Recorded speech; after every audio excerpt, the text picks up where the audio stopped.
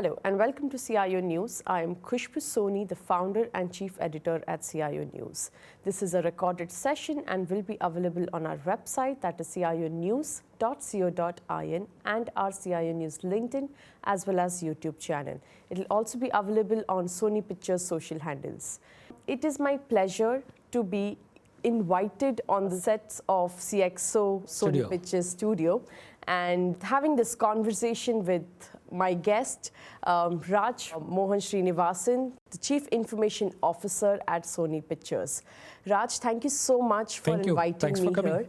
A quick introduction. I know you need no introduction, but I would want to take a few seconds to quickly introduce you. Raj has 30 plus years of rich experience in the industry. He has been working with various brands such as IBM, Oracle. He's been an entrepreneur as well, and now has been working with Sony Pictures. Raj has been, helping Sony Pictures in designing their entire digital transformation journey, helping them take data-driven decisions, helping them set up their governance model, and working with the entire team to take through the transformation journey.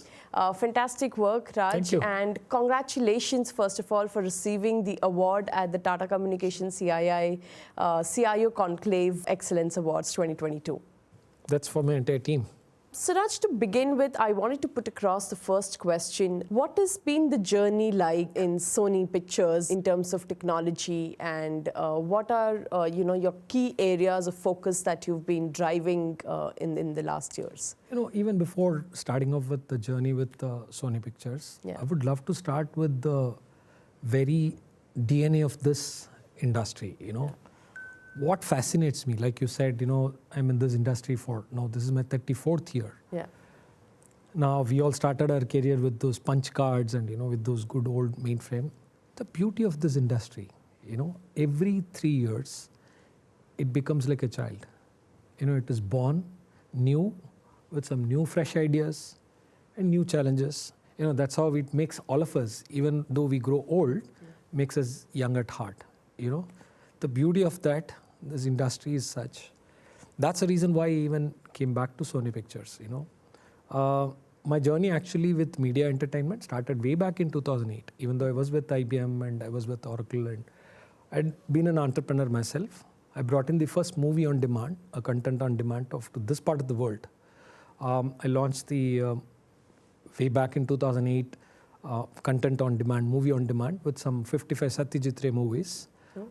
This was with it was called Anando Movies, with the star Anando. We did it.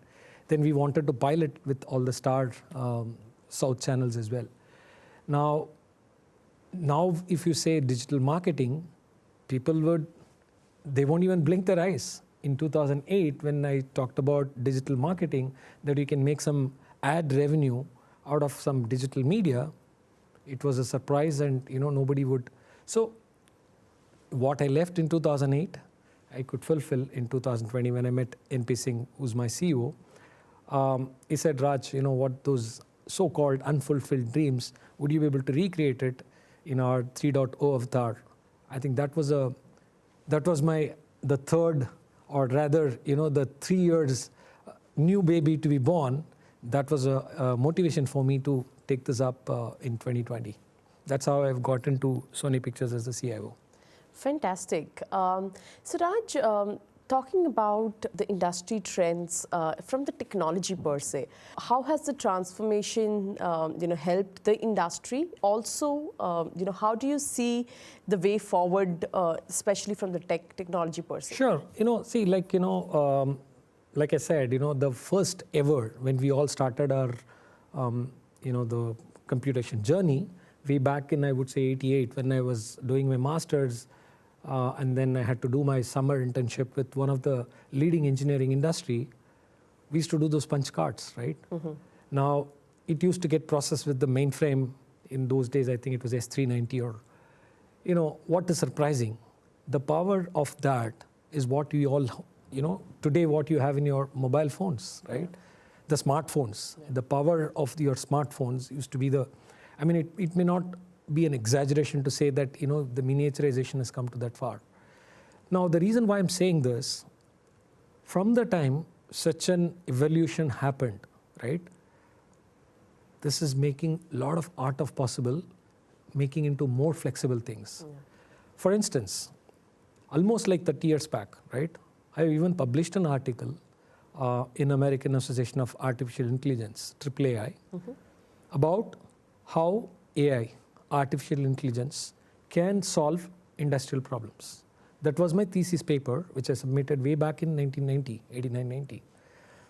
Not that, the current trend of, let's say, generative AI and, those applications were even in the research labs in those days. Right. Why it could not scale was because of the compute or the ability to crunch these, the advancement which has happened in the compute, storage, networking, the speed at which these data flow, all that could not, right?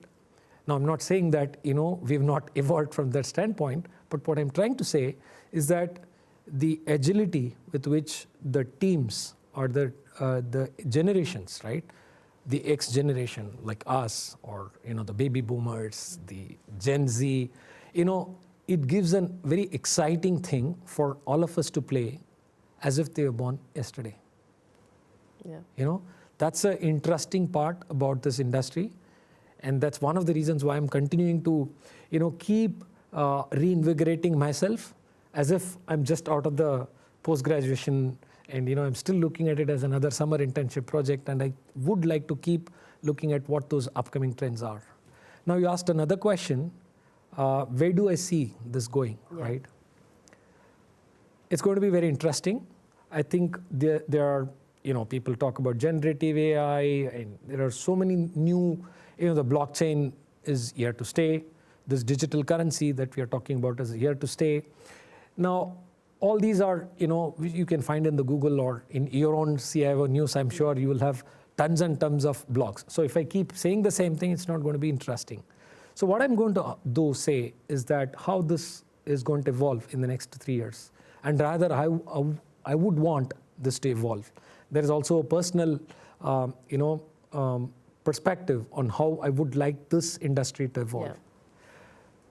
I definitely feel the advancements, be it your generative AI or blockchain, and I'm sure they're going to bring in a lot more breakthrough, lot more innovation, lot more, I would say, transformative things that can touch every aspects of our life, right? Look at the COVID times, right? How digital really came in handy, right?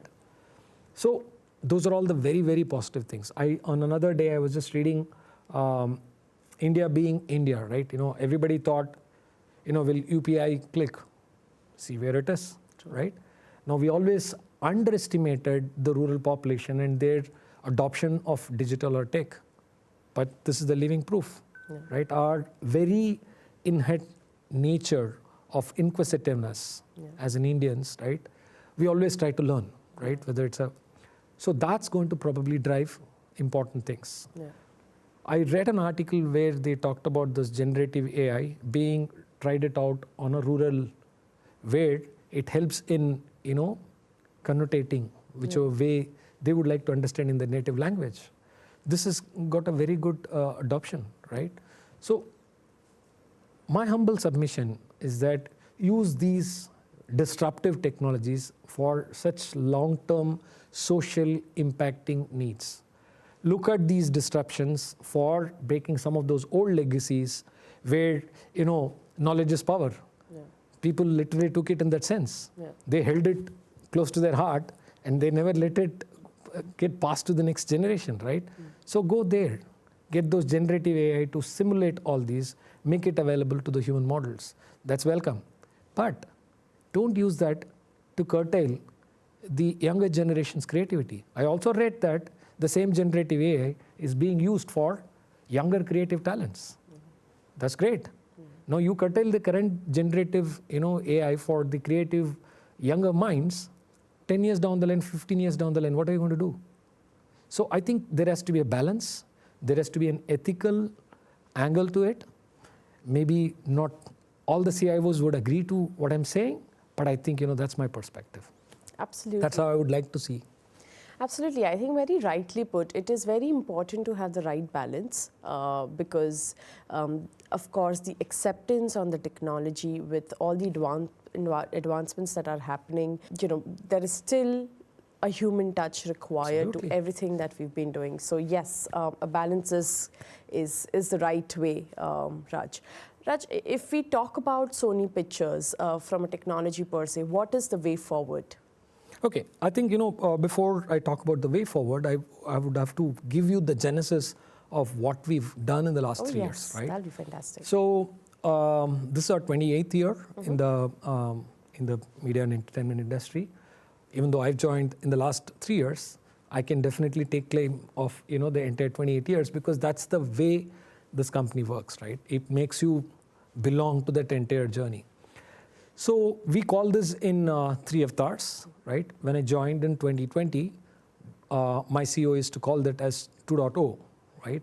The first version was more for very niche, let's say in the Hindi-speaking market and those related content. And then the 2.0 was for widespreading, like, mass market and mass reach and so on. Then I asked, what's this 3.0 that you're talking about? Like every other media, better reach, better, that's all given. But he gave a very interesting perspective. He said, Raj, I would like this to be digitally transformed business model. Nice. What he meant, I'm a content company. At my heart, in my DNA, I'm a content company. When I evolve 3 years from now, how can I have this core DNA or the core competency better delivered to my end consumer with that experience, okay, which are completely driven by digital disruption. So that was the genesis for our current digital transformation. One of the reasons why CIO did consider us is also from that perspective. So we did come up with, I'm a very back to basics kind of a guy. Even if you want to take it to the next heartbeat growth, the answers you will find it the basics, right? So we said that digital transformation is more about business than about digital, right? So we said, let's build our digital priorities. What's going to help my business growth, my top line? Right. Let's focus on all those which is going to help my bottom line, which is operational productivity, operational efficiency, and so on. These two are my primary drivers. And then for me to enable these top line and bottom line, I need to have this discipline or mindset of having an organization which is completely data-driven decision making. Correct. I don't want anything to be based on, of course, hunches are very important, but how do you back up with the data insights, right? Then the last, governance, right? When you put a lot of data on cloud, a lot of emphasis on data, the protection, the governance, the standards also becomes important. So we did come up with some 12 initiatives. I call them as foundational capabilities. In the last 3 years, touch wood, I don't know where there's wood. So, we had concluded these 12 initiatives successfully. I call this as a foundational capabilities. And the real fun is going to start from here. Okay. So we want to see, of course, the very next step will be for having incremental capabilities, which is to harness what these foundational capabilities have done so far to get better improvements on my continuous process improvement and so on. And the big part is the exponential part, where we want to, how we are going to harness the exponential capabilities of the technologies. We've also constituted some COEs, Center of Excellence. We have set up an automation COE, which is more like for the incremental benefits. Analytics COE to strengthen my data-driven decision making. And then I've also set up on the emerging tech, like the smart contracts and AI/ML, okay? And the fourth one is on the metaverse, right? Media and metaverse, intuitively you link it together. So we are also trying to play big on the metaverse area. We have done some 2-3 use cases already. We have put in some of our sports property onto a verse version. And we are also now trying to automate some of our premium channel content being available on metaverse and trying to see how one could lead to the other. So interesting times, interesting way, and keeps me happy. That's more important. Absolutely. Yeah. Great. My next question is, what percentage of work you think will move digital in the coming years? See, approximately. I mean, it's a very, I will say, context-specific question. But if you want to have an overall perspective, I would think most of those mundane things should be, right? Absolutely. Now, 80-90% should be. Now, let's come to the next part, where it's going to be, like I said, the data-driven decision making, make it 60-70%. Yeah. Make these data points available so that the teams can take the best judgment in terms of how they want to take it to a meaningful outcome. Right. Maybe I would say 60-70%, 50-60%. Depends on the context. The last part, where there's a lot of disruptive things are there, I don't think there's any percentage because it's new. Yeah. It's a white space, right? So maybe you'll be starting with a 0%, right? So you're defining a new model, you're creating a new business, you're creating a new opportunities and so on. So I feel that's a white space. Right. So you start with zero base and you grow wherever you want. Great, fantastic. My one last question, Raj. Any best practices, suggestions that you would like to give to our viewers, CIO viewers, and the next CIOs in the industry? Sure. Like I said, I think if I have to talk about my own contemporaries of, the 30 plus in the industries who've been in the CIO, I'm pretty sure they would have also gone through multiple generations. Like I always tell this to my kids as well. Okay, when I say kids, they are no longer kids, they are 25 and 23. I used to tell them, we as a generation, we've gone through 3 generations, 3 lives in one. We've seen the old generation, which was on that old telephones and, with this tring phones. And then we've now seen the high-end versions, right? Even as a generation, right? The old, the grandmothers, their values to, how we adapt to the current Gen Z kids and, rubbing shoulders with them on their WhatsApp and Instagram. So I think, we've seen this, right? To those seasoned CIOs, I think, I'm pretty sure I would like to learn from them as well. I'm sure they will have similar stories. Now, if I were to just reflect on the next gen CIOs who are now getting in, I would definitely leave, I don't want to call it an advice, because advice, this generation, whether you call it Gen Z or Millennium kids, whatever, it's not advice, right? So I don't want to. So as a best practice, I would probably suggest 2 things. One, be open, right? In the sense, you come up with a great idea, right? Test it out to its hilt, okay? And there will be a moment where you need to get to the moments of truth, whether this is going to be a profitable and is it going to make a business sense? Mm-hmm. Is it an opportunity or it's a perceived opportunity, right? Keep your focus on that, right? There will be a time where the technology overwhelms your business insights, right? Mm-hmm. So keep your focus balanced on that. That's one. Now the second one that I'm going to say, it might look contradictory. Having decided that this is the code that you're going to stay focused, right? It's even though it might seem like contradictory, it is not. Mm-hmm. Having chosen that, having validated, and it makes sense, just go for it. Just don't stop it. I used to give this story to my kids. Probably, I always love to give it with a small story so that, it reaches the mass as well. I believe there used to be a saint who said to a boy, you want to find a fortune? Okay, I'll tell you to find a fortune. Go to the seashore, keep looking for those pebbles, right? One of the pebble is the most precious stone in the world. So the child asks, how do I differentiate? He says, just take it, keep it on your chin, right? This will be slightly hotter than the normal stones. Okay? The kid goes to the shore, keeps testing. After a while, it feels that it knows the actual, what would be the hotter thing. It keeps saying, okay, I know. And he picks up one and he throws it. Mm-hmm. Then he picks up the next one, he feels that was more hotter. So the moral is that many times what the known facts may actually blind you in actually spotting the big, huge opportunity that you're been wanting to get for. It's in my own personal experience I'm saying, stay focused. Yeah. You may be finding that fortune, it may be very next, very near. Stay focused and you'll hit it. Fantastic. Great conversation with you, Raj. Thank you so much for all the candid responses. Thank you. I'm sure there is a lot of key takeaways for our viewers from this interaction. Thank you so much for, Thanks for coming. inviting me. Thank you. It's a pleasure. Thank you.